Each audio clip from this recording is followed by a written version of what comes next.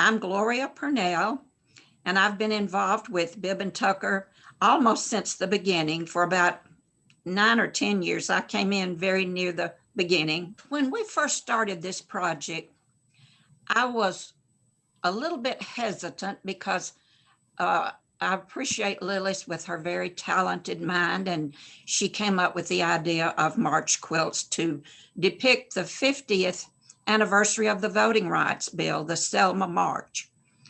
And I thought, how in the world are we going to include community? But believe it or not, it came off without a hitch. And I was able to facilitate several of those community meetings, and we had people to participate from old people like me in their 80s, even down to little children sitting on their mommy's lap, picking out a bird fabric or something, a flower. And it was very, very good. And we were able to incorporate all that. On the first year was the March to Selma, which was very meaningful to me for a couple of reasons. First of all, my block depicted a soldier and a Black woman in the block. The soldier represented my brother, who was on that entire march from Selma to Montgomery because he was a member of the Alabama National Guard, and he had to walk the entire route.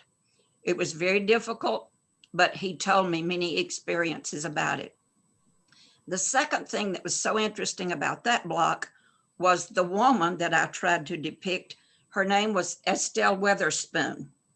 And Estelle was a Black woman who lived in Gee's Bend. She is the one that introduced me to Gee's Bend and the Freedom Quilting Bee long before Bib and Tucker even existed. My husband met Estelle through his work at Partlow Human Rights Committee. And she knew that I had an interest in quilting. She invited me to Selma to visit Gee's Bend. First time I'd ever heard about Gee's Bend. So we went down and she took us on a tour of the Freedom Quilting Bee, which was in the old building. It's not where they meet now. And then I got a copy of the Freedom Quilting Bee book, and that's how I became interested in Gee's Bend. And the woman on my block represents Estelle. She had on a flower dress with a white apron, and she was the cook on the march. She walked the entire route from Selma to Montgomery, and she helped provide meals along the way with that group. And then when she got to Montgomery, she was jailed.